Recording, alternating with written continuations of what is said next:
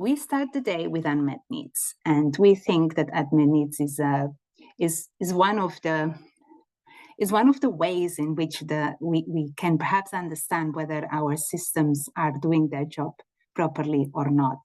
Measuring unmet need is complicated, and there are also many different facets of it that we need to understand. We need to understand whose needs we are going to look at. We need to understand how to measure them. How do we also consider all the different aspects that are involved?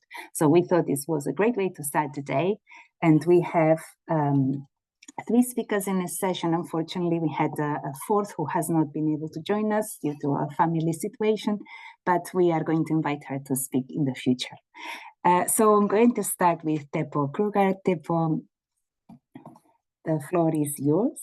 And I'm going to let each of you introduce yourselves as well, because I think it is much better to just go straight. So Teppo, if you're ready, you can take the floor. First of all, thank you very much, Adelina, for organizing a session on unmet needs and let us to start the day, the long day. My name is Teppo Kröger. I come from Finland. I'm a professor of social public policy in Finland at the University of Jyväskylä, and I'm also the director of the Center of Excellence in Research on Aging and Care, and been working in this area of unmet needs for a while. So my presentation is maybe a bit broader, and then we have other presentations that go more into details. The only problem is that Adelina almost say everything that I'm going to say, particularly why we need a focus on unmet needs on this issue, because I would argue that it's still quite a in a way new or maybe even a bit of a marginal perspective, at least if we see the international comparative research on long-term care systems. Very usually we talk about money, we talk about the provision of services, we talk about how many people use these services, can access them, and these are the key indicators that we use to compare long-term care systems. And then there are many important and interesting concepts that we use in this analysis. For example, familialization, familialism, personalizations these are among the key concepts. And while these certainly are important and useful perspectives, all of us, there's one problem, and the one problem is that in my mind and in the mind of many colleagues, these perspectives, these indicators fail to give an answer to the question, which is, in my mind, the primary one. And that is very simply that people who need help and support and care, do they receive it? Do they receive adequate support? And the discussion on unmet needs tries to include this perspective. And just to give a few examples, if we take the European Pillar of Social Rights, which is very progressive, and luckily it also includes a principle on long-term care, saying that everyone has the right to affordable long-term care services of good quality, which is great. Or if we look at the European Care Strategy that recommends the member states to provide available, accessible, and services of good quality for all. Or if we even take the title of today's event, towards robust, responsive, and equitable long-term care systems around the world, I would like to argue that even these perspectives or these goals are impossible to reach or even to discuss how to reach them without knowledge about whether people actually receive the support that they need or not, and who receive and who don't, and what kind of needs we are talking about here. So in my mind and in the mind of many colleagues, this is actually, it's not a marginal issue, it is a key issue of our long-term care systems. And it's an issue that hasn't received the attention that it deserves. Well, Going back a bit, the discussion, there has been research on unmet needs or unmet long-term care needs, as the whole concept goes. Actually, since already the 70s, even though the 70s and 80s were actually quite quiet in this respect, but since the 90s, there has been increasing amount of work done in this area. First, particularly in the US, Canada, but now when we come closer to the current moment, more and more also in Europe, also in Asia, and also in Africa. So there is more and more empirical research that is done on this subject, which is really a very necessary step forward in research and in research discussions. However, particularly coming from a background in social policy and social research, I and some colleagues of mine have felt that there might be a need to broaden the discussion a bit, or to connect the discussion and research on unmet long-term care needs, connect that to more to social policy research on care systems that has also been growing during the recent decades, and also to discussions about social inequality. And that is why we have introduced a new concept of care poverty, as we call it.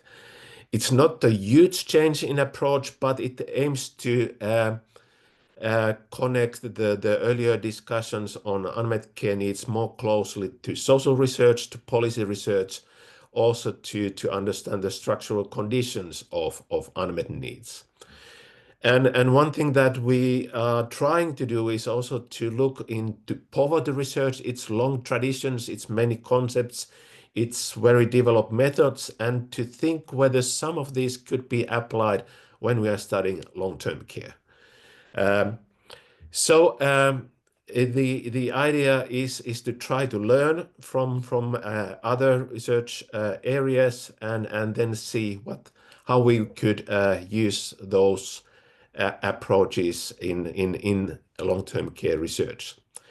So from this perspective, the lack of adequate support looks as a deprivation of a basic need, as a failure of care policy, and also it also could be seen as a violation of human rights, because care is really a very key basic need that is even necessary for survival.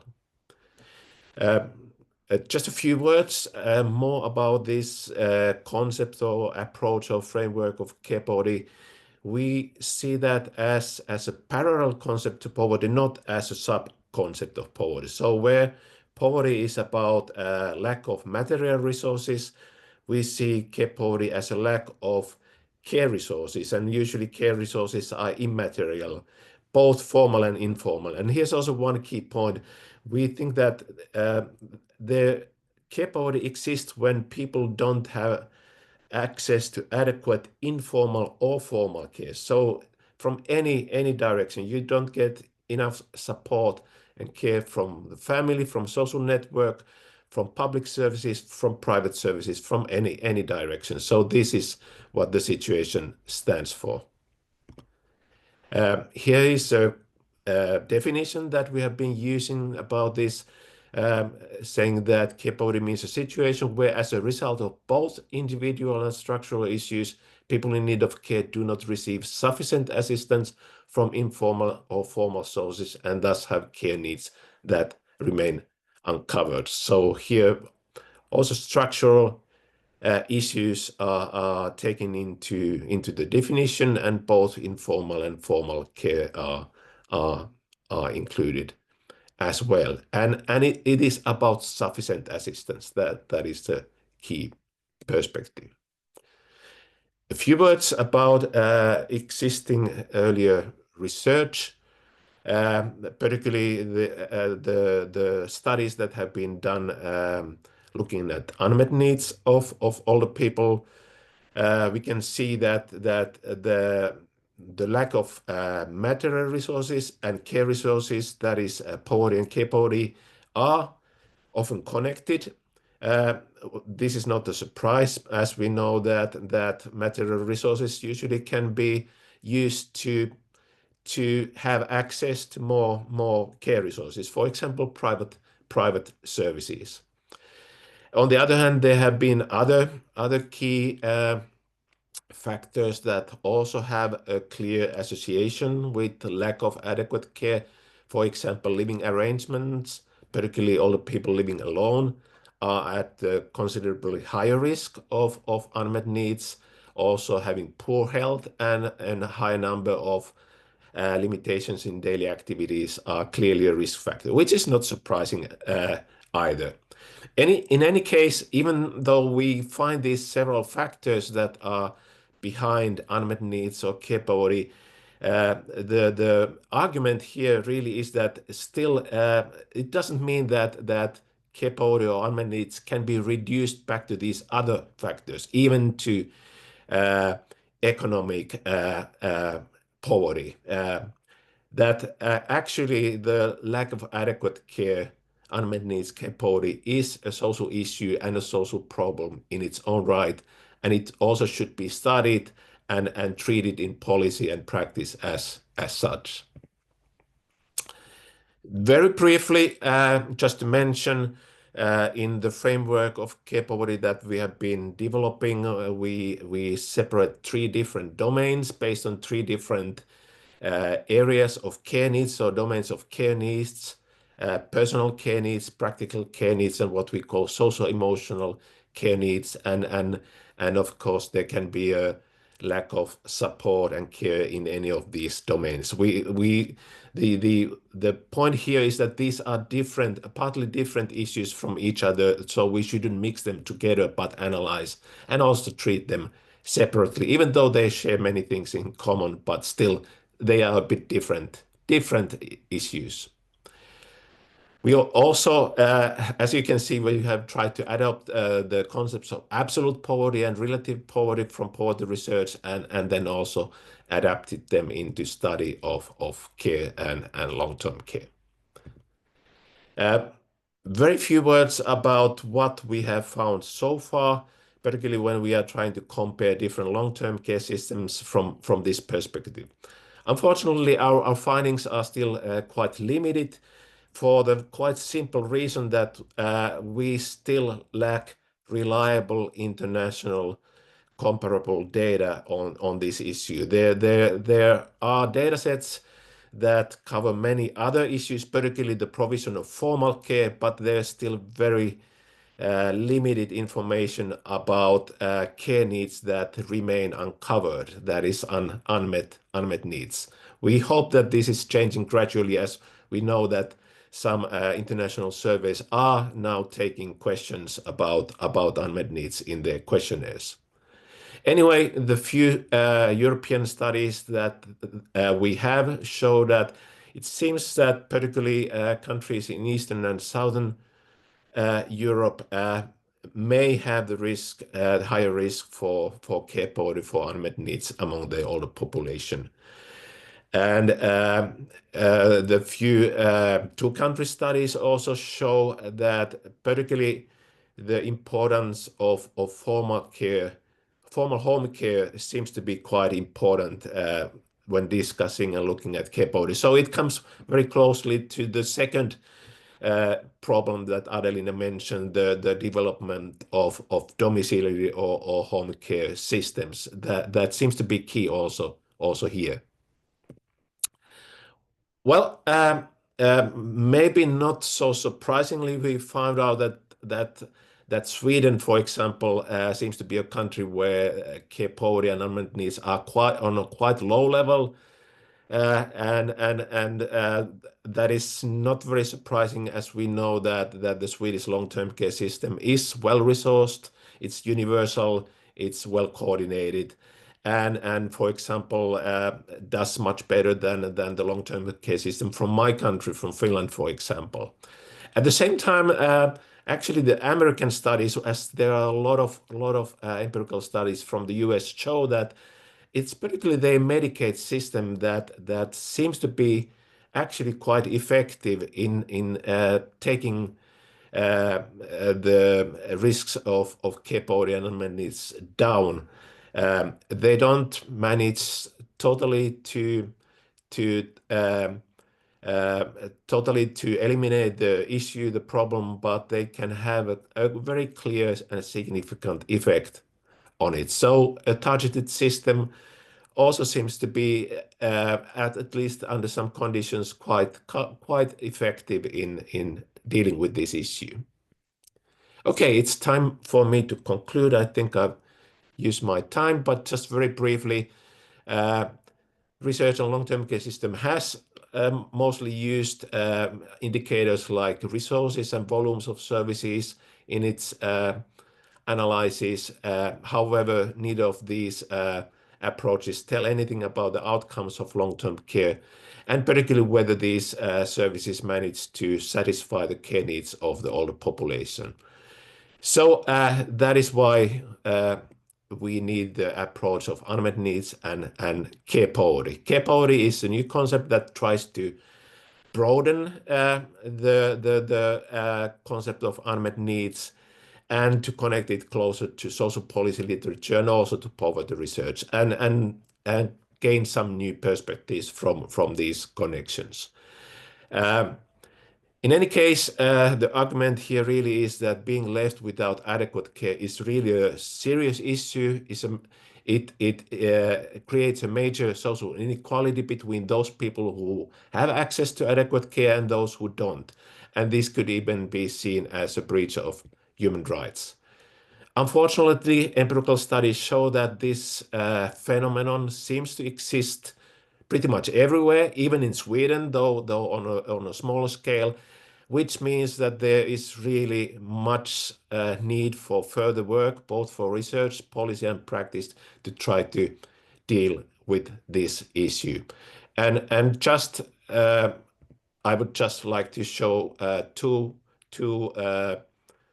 books that are discussing this issue. First one came out in 2022, and the second one, which is a collective effort, will come out from Policy Press next spring. Thank you. Thank you very much, Teppo. And our next presenter is Julie Byles. She is joining us from Australia, from the University of Newcastle, and she is involved in a very large study in a very large consortium, actually, called CareTrack, that has also been working on the unmet needs of focusing, in this case, on older people, but covering both health and long-term care. So, Julie, the floor is yours. And she might look like she's called Janine Charnley, but actually, I'm coming on Janine's link. So yes, it's me. There's another Janine Charnley out there who's the real Janine Charnley, but I'm Julie Byles. So thank you, everybody. It's delightful to be here.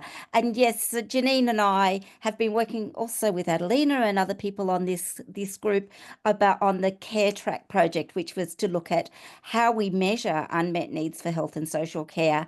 And I will say we've got a much better handle on how to measure unmet needs for healthcare than we do for social care. And even then, we're still working on that. What I thought I'd talk about today was just to turn this on its head a little bit and think about what the needs for social care might be. So I'm going to present some work that is in progress that I'm completing as part of my involvement in the Lancet Commission on Long-Term Care. And so what I'm looking at there is what older people, what their aspirations are for care in their later life. And so I've gone to, I've looked at quite a lot of literature on this. So if you're sitting there and you think I've missed something really important that you've written or you know of, then I'll be very pleased to receive it and to be able to add it into what I'm doing. So I'm going to share my screen now. Okay, so the question is really, what do older people need or want in terms of support and care in later life? And to start to answer this question, I undertook a literature review, and the literature review, we looked at about 20 review studies and about 20 individual studies that had been published since the reviews and that had that asked older people themselves who were frail and who needed care and who had decline in their intrinsic capacity, what they wanted from their care. And all told, we looked at around over 200 journal articles with about 37,000 people all up who'd been asked questions across the context of these studies. And I think there was quite a lot of convergence in terms of what the different studies found. Although I will say that when we came to Africa, I think we found some slightly different things, and in terms of compared to looking at studies in Europe or Australia or UK or the USA. So I'm just going to present some of the things that we found by going through we didn't go through all 200 and something studies, but we went through the reviews that covered those studies and some individual studies. And my next step is going to be to pull out some individual studies from parts of the world that aren't well covered and groups that haven't been well covered generally, like Indigenous people and LGBTI and a few other more frail people or people who are dying. So that's my plan. But this is the general message that we get across all of those studies that have asked older people what they want. So we put the older person at the centre. And what's really important to older people in terms of receiving care is their identity and self-worth. So sometimes when we think about providing care to older people, we think about doing things for them that they can no longer do themselves. But really, we should be helping people to maintain their authenticity and their sense of self and their ability to do the things that are important to them. And this is consistent with the World Health Organization framework for healthy aging, that it's really about people being able to do the things that bring meaning to their lives and that they value. And obviously those are going to include some things around activities of daily living and hygiene and those sorts of things, the ability to move around. But it also includes the ability to have relationships, to learn, to grow, and to make contributions to society. So I think these all have to be really important considerations in providing care for older people, because that's very important to them. The other thing that came across very clearly was about the older person's own attitude to their aging and to needing and receiving care. So what was clear was that people who have a positive attitude to aging and feel a little bit more in control of their aging will look for ways to adapt, and they'll seek help and accept help because they see help as a way to maintain their independence and their autonomy, despite needing help with certain activities. Other people see aging as something that happens to them and are much more passive, and those people will tend to resist care and hide their needs because they don't want to admit to needing anybody else's assistance. So I think this gets into concepts of ageism as well, and the worst form of ageism, which is ageism against ourselves. So I think this is really important when we're thinking about care, that it's not just something that we deliver to people, but it's something that comes from the person themselves, and where they're seeking and receiving help that meets their needs and help them keep feeling to be themselves and the person they really are.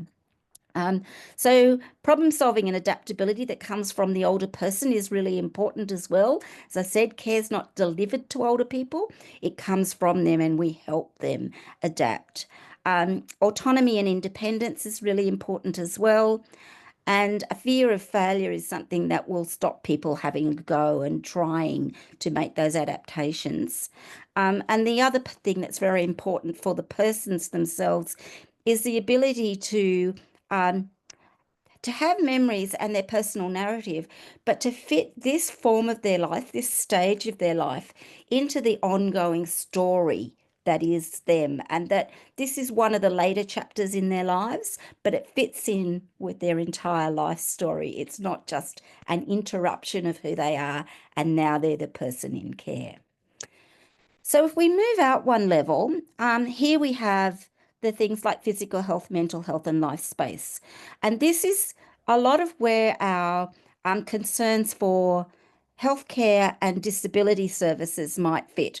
So obviously physical health, we're looking at whether they have any diseases that need treating, medications, but also their physical fitness, their ability to engage in physical activity, and their ability to, their physical abilities, getting upstairs, walking, and so forth. Their mental health, very important, including their cognitive health. And I've put life space there because life space reflects how far the person has gone from their bedroom, if you like. So you would ask them, in the last 3 days, have you been outside your bedroom? So you can imagine there are some people where the answer to that question would be no, and their care needs would be extremely high. You could say, have you been out, if they've been outside their bedroom, you can say, have you been outside of your house? So they might have got to the front gate and checked the mail, or they might have sat on the front porch and had some sunshine. So that's a nice thing, but it's still not reflecting a full and whole life, and these people have quite a lot of needs, and you would expect to have quite a lot of disability. So then, have you been outside your house? Have you been outside your neighborhood? Have you been outside your town, your state, your country? So one of the things that came through from this literature was the importance for people to get fresh perspectives, to get out of their house and see a different view, to see different people. And this just lays down new pathways in the brain. It gives them energy, it gives them interest and some hope and optimism. So again, with care, we might think of delivering the care to the person's home or where the person lives, but maybe it's about taking the person somewhere else. So now we'll move out another level and we'll think about the home and the neighborhood and all the things around that. And housing is obviously an incredibly important thing for people. So a lot of people, older people, will lived in their same home and neighborhood for decades. And again, this is part of who they are.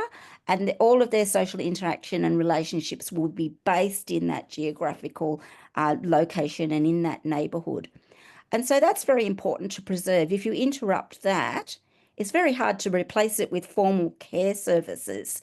So a lot of their care is potentially coming from the fact that the neighbour next door pops in and gives them a cake they've cooked, or somebody says hello to them when they're out on the stroll in the street, or when they go to the shop to pick up their bread and their milk and their paper. So this is all a part of care, and we shouldn't be taking that. We shouldn't be putting our goggles on and saying care is only something that's provided by a formal service provider, that there's a lot of incidental care that happens in the fabric, the social fabric that we have around people. The other thing is, again, about it not just being people being recipients, but people being able to have roles and participating in activities that give them a sense of meaning and a sense of purpose. So when we're providing care, it should be important to preserve that sense of purpose that older people might have in it. Look, it might not be earth-shattering purpose, but maybe they're reading to some grandchildren, or maybe they are helping out in a community garden, or there might be just small things that people can do. Maybe they're knitting for charity, but there's small things that people can do, but they're incredibly important to that person, and they have an importance to community as well. Technology is something that older people feel a little bit left behind by, but there are many, many opportunities for technology to assist people in their care. And this is something that I'm going to look at it in a little bit more detail, how older people, what technologies are out there that older people are using and how they're relating to them. But I think one of the biggest barriers is ageism. So we talked about the internalized ageism that might stop people from recognizing their needs and admitting them and seeking and accepting care. But there's also a lot of ageism out there in our communities, expecting that older people shouldn't be out and about, classifying them as vulnerable. So they're people with needs, but if you classify them as vulnerable, you might say, well, you need to be protected and not let them take risks, when in fact they may need to take some risks to lead a full life and have their needs met. So we've got to be very careful of our ageism and how that is restricting people's quality of life and access to care. And then if we take a further circle out, and we're talking about the services that are provided to them. And sometimes when we're talking about care, this is all we think about. All we think about are the structures and the services that can be provided, who's going to pay for them, and maybe who's going to govern them, and maybe some sort of accountability and system for complaints and measurement of satisfaction and that sort of thing. But I think these things should come last, after we've thought about the person and where they live, and then think about whether or not these services are reaching them and meeting their needs. So very first up in all of that is the relationship with the caregivers, and this is the magic. This is the magic in the care, that they have a relationship with their caregivers where they trust that person, they like that person, they gain joy and fulfillment from the relationship with that person. And, you know, maybe that person is doing some instrumental things, cleaning their house, helping them with their washing, helping them with their shopping, making sure they have meals. Those instrumental things are important, but not nearly as important as the interpersonal relationships. Quality and safety, and feeling safe with the care that's being provided. Some people talked about a problem with caregivers coming into their home, and then the person's home is no longer their home, it's the caregiver's workplace. So getting that balance between recognizing it's where the older person lives versus the workplace where the caregiver needs to provide the service. So getting that balance right. A lot of people lack information about what care is available and the ability to access that care, and of course the ability to pay for that care depending on the systems. The other thing that's important in services, and I think I said it at the start, that it's not doing things that people can't do.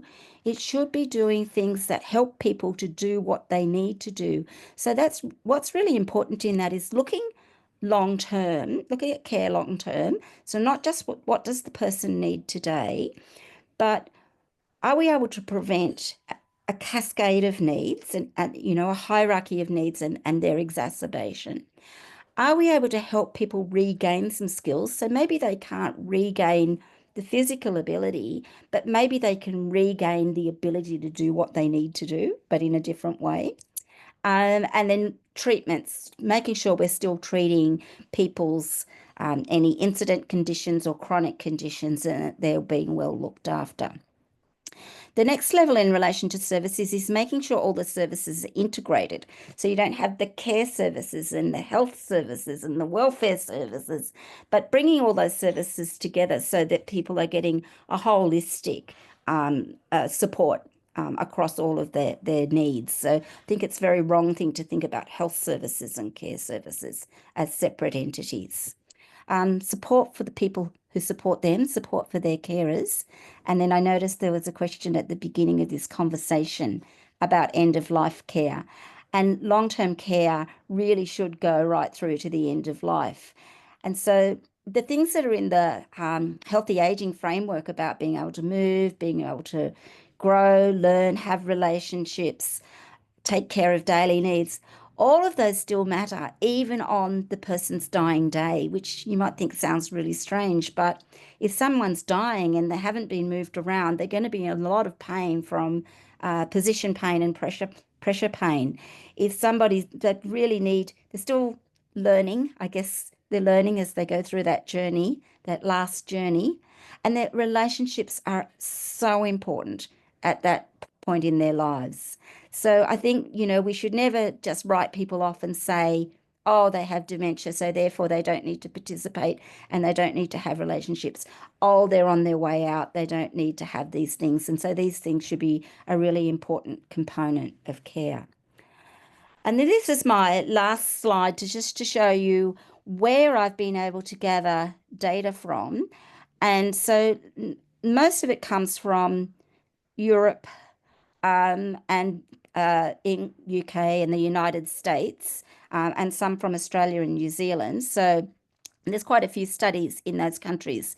But we have been able to get some studies from Southeast Asia, South Asia, Brazil, and I have one study from Ghana, which is actually one of my PhD students. And as I was saying, with Ghana, one of the things we found in Ghana was that the relationship to care was very much less individual and much more about being part of the community.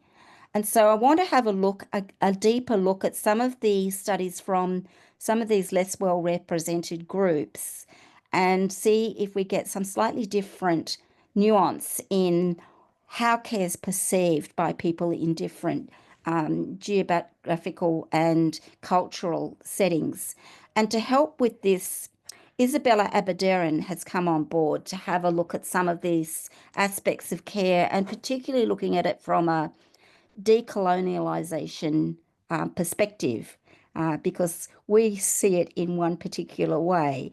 But from I think also we might find that in China, for instance, care is seen very differently, and in Ghana it was seen differently, and maybe in Brazil. So going to have a bit more of a sort of deeper look at some of that. So I really do hope that if people out there who are listening today have any studies from countries that aren't represented on the map or countries that might be poorly represented, if you could let me know, I'd be very grateful. So I'm going to stop, and I don't know if there's any questions or opportunity for questions at this stage. Julie, we'll do the questions at the end. I can see one already in the chat. You can also answer on the chat if you like in the meantime. And now I'm going to invite to join us Viktoria Szenkurok from the Vienna University of Economics and Business in Austria. Victoria, the floor is yours. Thank you. And we're going back to Europe, by the way. Exactly. So I'm trying to share my screen now. So once again, many thanks for inviting me today. I'm super happy to be able to finish this session on unmet need with a presentation on informal and formal care use, as well as, of course, as the title of the session is, Unmet Needs in Europe. So I'm a researcher actually at the Vienna University of Economics and Business, and I'm doing my PhD there. And I will build this presentation on a recently published work where we actually look into factors explaining care use as well as unmet needs, specifically socioeconomic status, as well as the role of country-level characteristics such as social policies for older adults. And I think the presentations that we just heard were a very nice introduction to my work already, so I can be very brief around that now, but we're actually building on the concept of unmet need, of course, but also care poverty. And we've already heard that the definitions and methods to measure unmet need vary quite heavily. Often needs are measured based on functional limitations of older adults, where unmet needs are defined by often a total absence of any informal or formal care. And we're actually also following this approach, which is also called an absolute care approach. So we are looking into older adults with needs, not using any type of informal or formal care. And yeah, unlike previous research, we basically we deliberately do not restrict our sample of interest to those in need of care or who are more likely to have needs of care. But instead, we are aiming to explain the use of home care for older adults, considering that both individual level as well as country level factors also affect the likelihood of having needs in the first place. So methodologically, I will be brief around that, but still we're following what is called a two-part multi-level model, in which we are first of all explaining or trying to explain the likelihood of needing personal care using both IADLs and ADLs. And in the second step, we're estimating the likelihood of using care using informal, formal, or also mixed care, which is a combination of the two, when having needs across 18 European countries. In 2019, where we used the data from the SHARE survey, which you or many of you probably already know, is a representative survey of older adults, health, aging, and retirement in Europe. And finally, by combining these two parts, we're also able to estimate so-called the unconditional probability of using care or not using any type of care. As we also focus on unmet needs, we are using here, because we're looking into personal care to make reliable conclusions about unmet need, we are considering the ADLs because they match the personal care definition the most, which has also already been mentioned by Teppo Kröger in his presentation. And we're looking into the absolute care poverty approach, which at this point, I can already say that this, of course, is only one side of the story because it only measures those people who do not have any access to any type of care. So in a way, one can say that this represents what is an underestimation or even a lower bound of the total care poverty that we can observe, while of course overlooking those that actually receive care, but who find that the quantity or the quality of care is insufficient.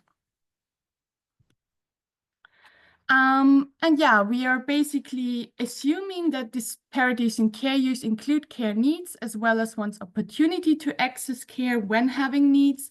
And we're following two theoretical frameworks. One is the Grossman model, which basically looks into socioeconomic inequalities in health. And then we are also following the Anderson and Newman's behavioral model, also related to individual level as well as country level factors explaining care use. And we are relating basically disparities in the probability to use informal and formal care or to not use them, and relate them to socioeconomic status, to other individual level factors such as social resources, and many more. And on top of that, we are also, as I just mentioned, also looking into country level or the societal structures. And particularly, we are focusing on social policies for older adults across two main domains. The first is the long-term care system, where we're looking into whether a country relies on cash benefits versus in-kind benefits. We're looking into whether long-term care related benefits are means tested or not. We also capture the state's responsibility to provide for long-term care using the number of long-term care beds available to the older adults. And next to the long-term care system, we are also looking into the pension scheme, more concretely, the pension generosity defined as the net replacement rate in percentage. And of course, we're also controlling for other country-level macroeconomic factors, the GDP, the consumer price index for personal care, as well as the female labor market participation rate. Yeah, and these are the first descriptives that we see here. So maybe nothing new. So we know already from previous literature that informal care remains the predominant type of care across all European countries.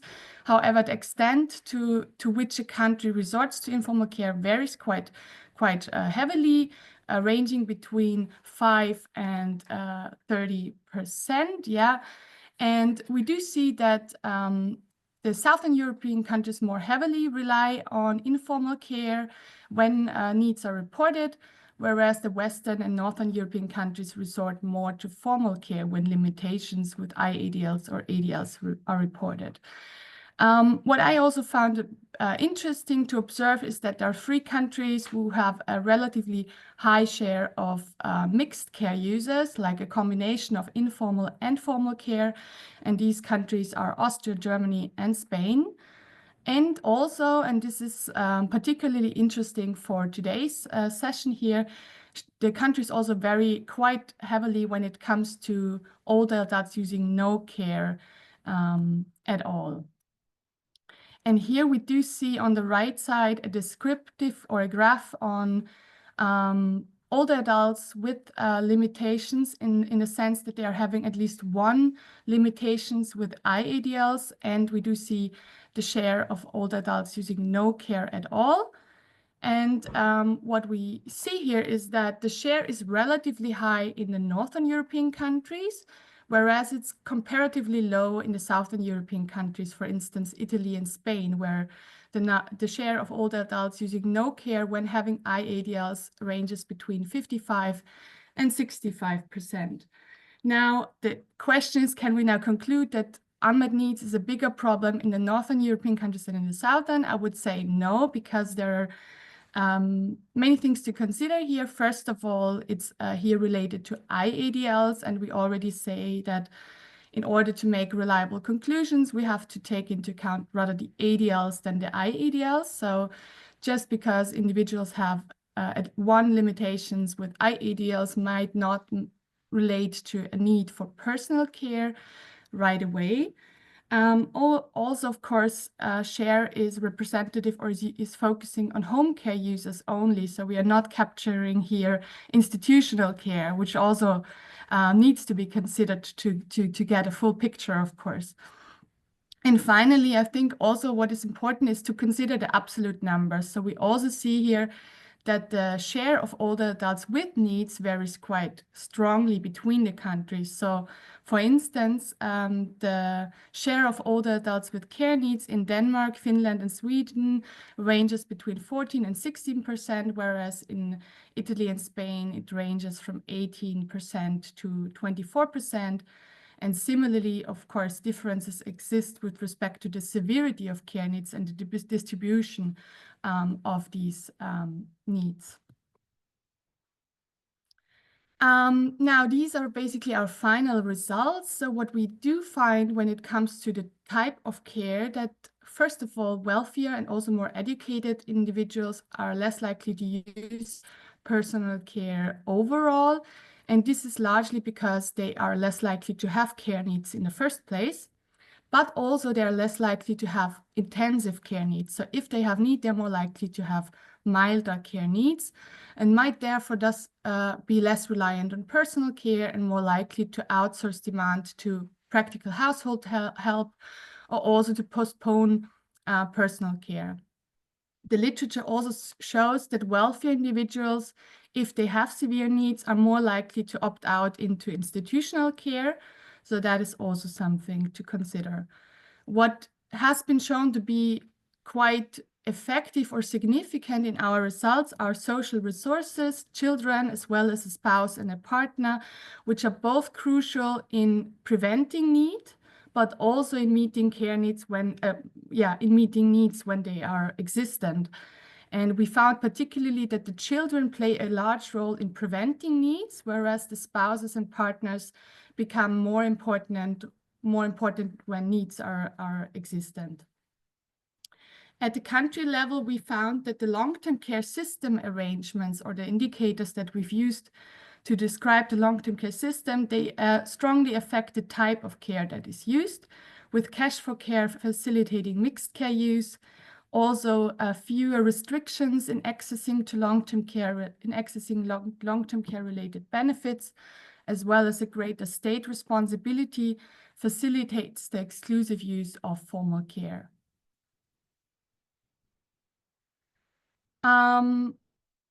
Now, regarding unmet needs, here what we do find is that among the individual level characteristics, one of the largest factors reducing unmet needs is the presence of a spouse or partner.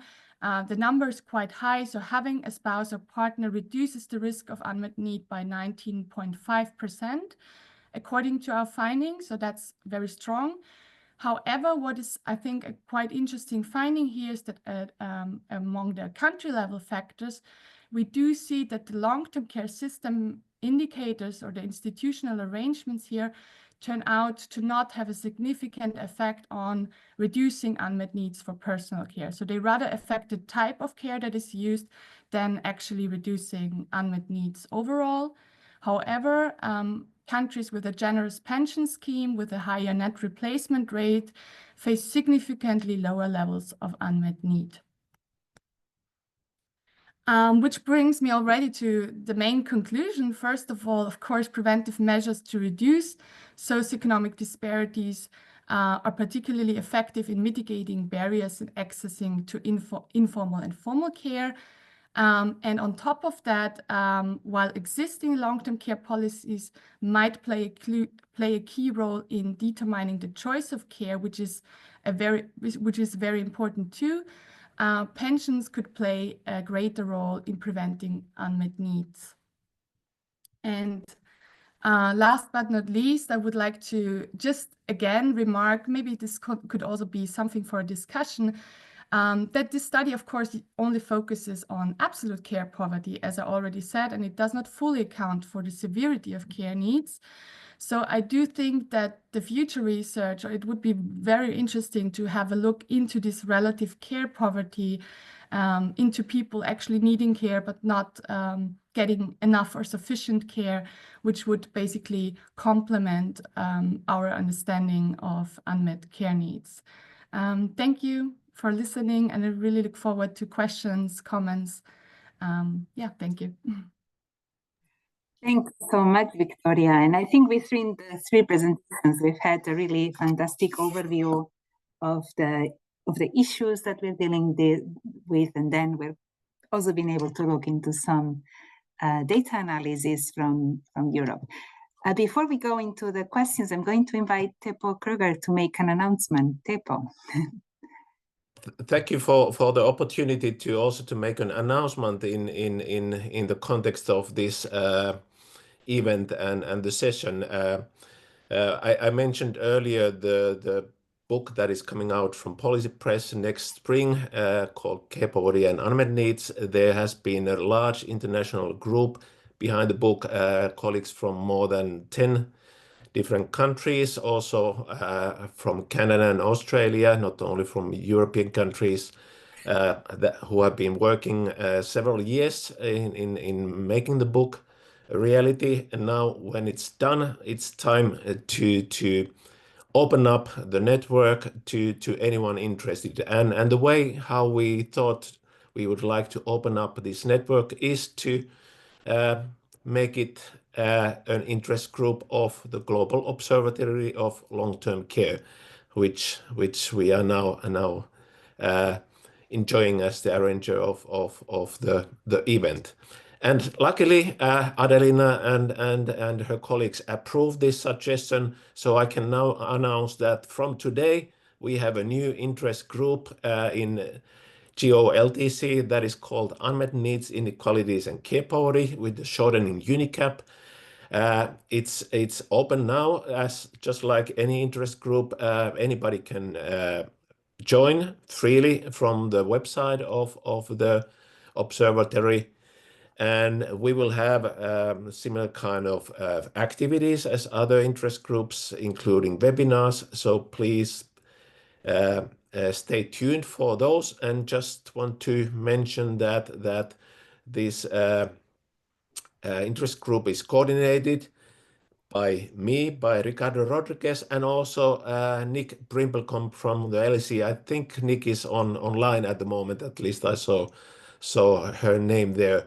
So it's really a collaborative international effort, and I welcome anyone interested to join our group and join also our future activities.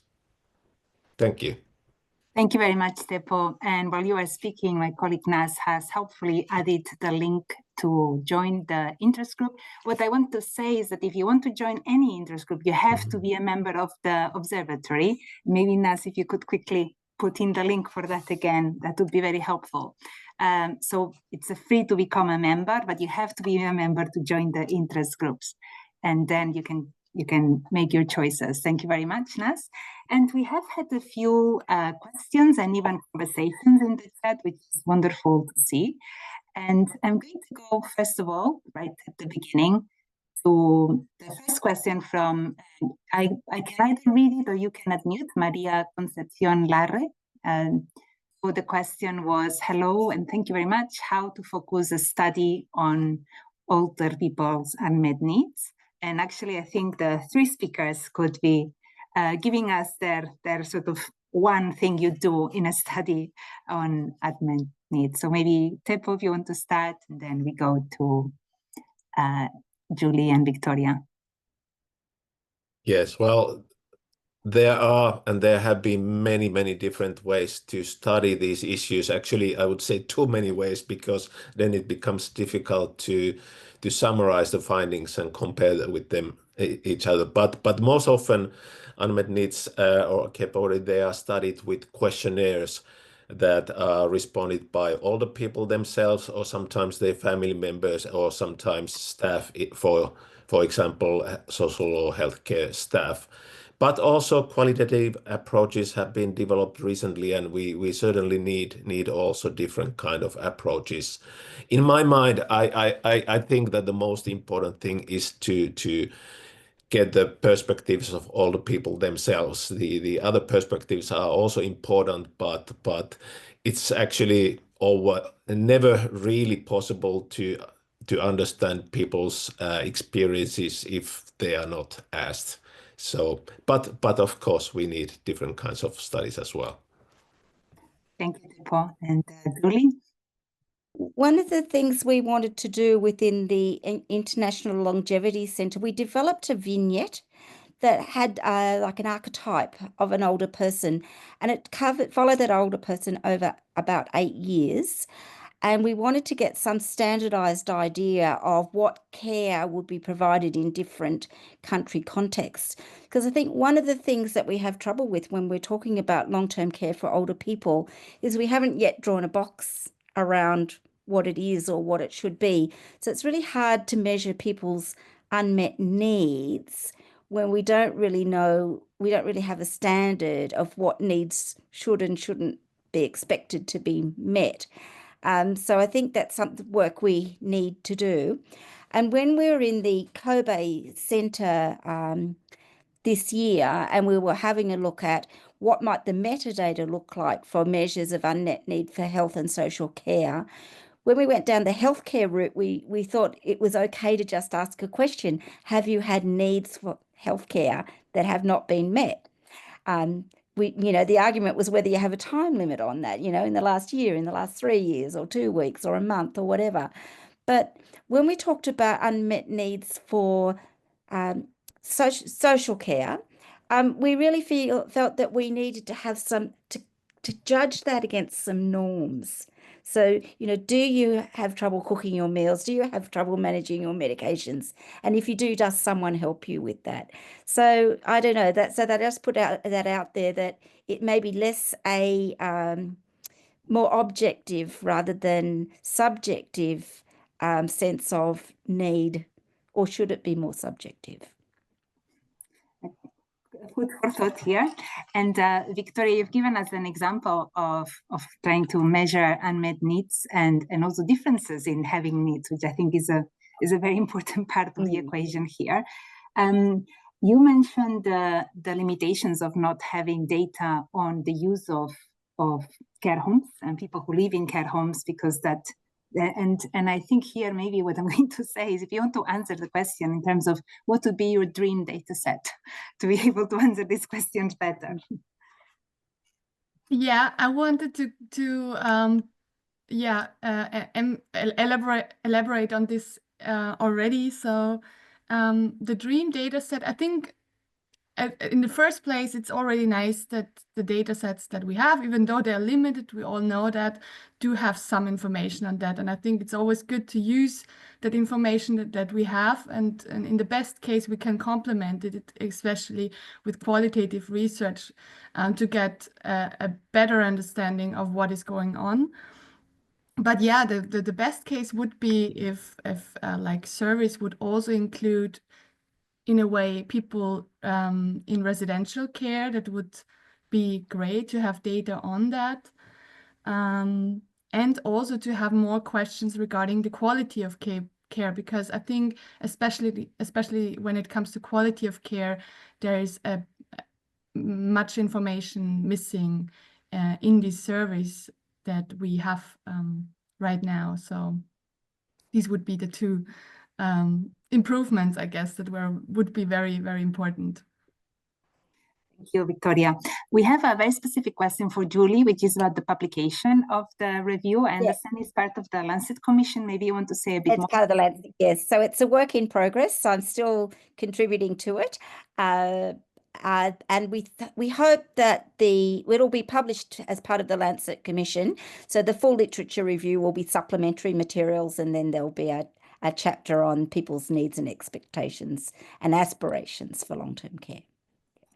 Also some mixture also of comments, looking in the chat, where we're saying about the importance from Jumbo's enquete of also looking at people in care homes and also the unmet needs of unpaid carers. And that's something we haven't touched on so much today, but I do think it's definitely something we need to come back to, especially given that unpaid care is the major source of needs, of meeting other people's needs, but then they have their own needs for support as well. And there is a comment as well from Sang-Tin Chai saying how spousal care is really a gender situation, especially, I guess you mean in the Asia region. And I see a couple more comments coming. Elena Moore also mentions a really important consideration from an African perspective. And again, Elena, if you want to unmute, please do, and you can comment on. Yeah, thanks, Adelina. I mean, it would go to thinking much more broader about how we're understanding care. One of the key findings from all of our work in Southern Africa, and I'll present a little bit later on this, is that in order for care to happen, how care is conventionally understood, a whole bunch of assumptions are being made that people have food or have access to food, that people have a house or have a bed or have the list is long. And so for that reason, thinking about what a care need is, particularly in this context, is often things like, fertilizer or crop fertilizer or it's very different than the kinds of things that are usually depicted in other contexts across the world. So I just wanted to know whether the speakers have included such, Janine, particularly in your particular review, if the boundary about how we're understanding care and care poverty goes way beyond the kind of classic ADL kind of measures or even relational measures. Thanks. Yes, I think that's a really interesting point. The need for fertilizer hasn't come up, but it's a good point to have a look at, that there might be some things that are really quite different. The issue of housing and homelessness, I think, is not unique to Africa. I think it's important across most settings, and even in some highly developed countries, older people will be very disadvantaged in terms of housing. And even in Australia, older women are the fastest growing group of homeless people, which is quite awful. But yeah, I understand. And one of the things in Ghana, for instance, we found people had a lot of high levels of ADL needs for toileting. And then, you had to take a step back and think about that. And that wasn't about the individual's intrinsic capacity. It was about the environment. It was about the availability of toilets and latrines and whatever. And, makes a big difference whether you have a flushing toilet inside your house compared to whether you have to go off into the bush or go next door or go to a community toilet. So, I think these contextual things are very important. And it's why we want to have a deeper look at some of the individual countries where things might be a bit different, and also take this sort of bringing Isabella Aberdeen in and having a look at from that perspective as well. But I'll definitely look out for things like fertilizer and sort of non-traditional things that you might think are outside of the care. But I think that's the point, is that it really should be personalised to the needs of the individual, and there needs to be some boundaries around that. But the boundaries might not be where we think they are. Yeah. So much, Julie. I see we have also a comment on this topic from Caitlin. We have seen the same thing in other countries. For example, the assessment tool used by intergenerational self-help clubs in Vietnam, where the largest provider of care services, includes an assessment of house, roof, toilet, livelihood assistance, for example, assistance with feeding animals and so on. So yeah, all these very different dimensions that when we look at it from high-income countries, we may completely be missing the full picture needs. And Elena, I see your hand, so you can come back in. Just last comment on this. I think, in your model, you start with the individual and you work outside, and in different parts of the world that works completely differently. Yeah. So it's important not to think, as we all know, what is traditional or normal or expected in one part of the world is the same in other parts of the world. So, I mean, access to basic services, what might be considered a basic service in one place is not the basic service in the next place. Yeah. So I think I think that's right. That concept of the individual being the key unit will flip when we go to when we look more deeply at different cultural settings. I think that is pretty clear. Yeah.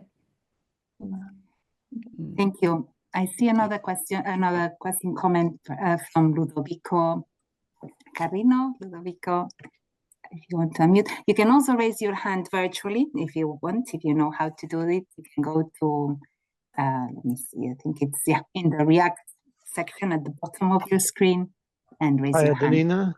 Can you hear me? Hi, Ludovico. Yes, we can hear you. Hi, I'm traveling, so I tried to write down my thought. Thanks for the discussion. I just added that I think we know that we are talking about needs and statistics on people who receive support, formal or informal. And I just wanted to add that we know that actually the extent to which these needs are covered by programs, by public programs, can vary greatly across countries, right? Which is challenging because, of course, we cannot really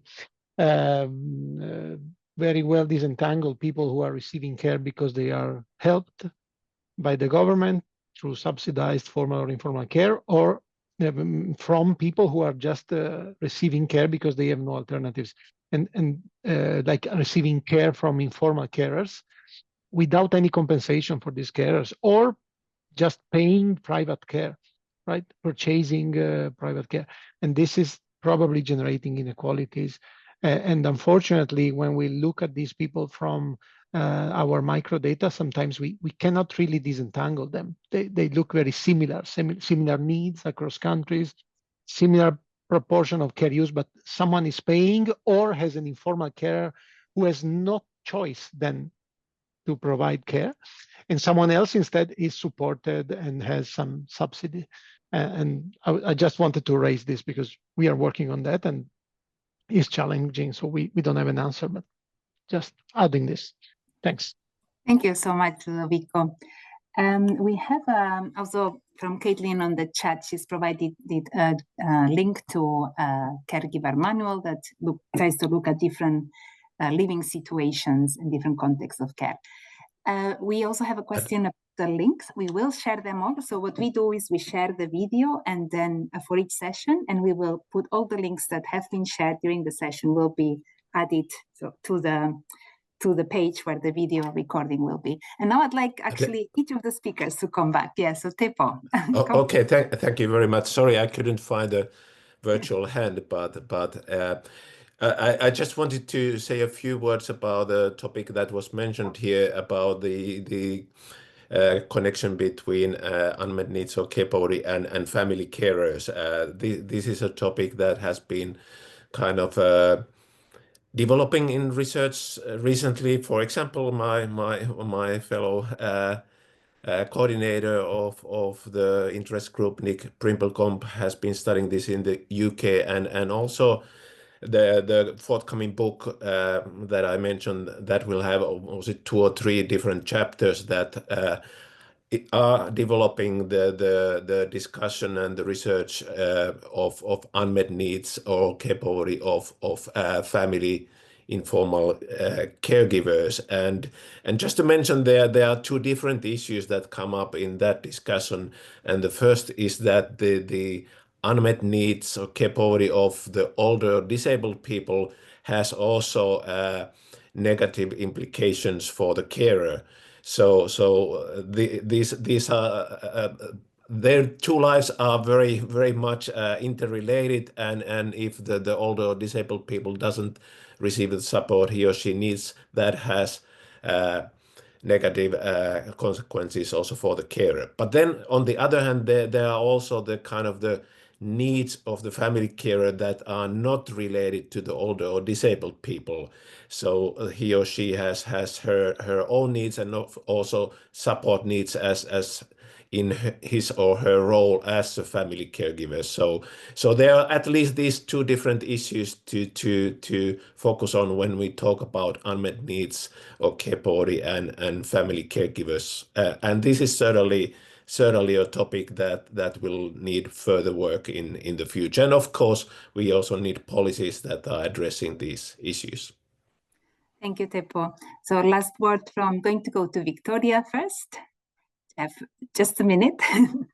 Yeah, well, I would like to just emphasize that I think that has been mentioned several times already, that I think also our findings show that we have to look at policies from a more comprehensive and integrated way. And it's not just about long-term care policies, but also about other welfare policies that might play a crucial role, like pensions, as I've mentioned, and especially given that we have a lot of discussions around the sustainability, for instance, of pension schemes.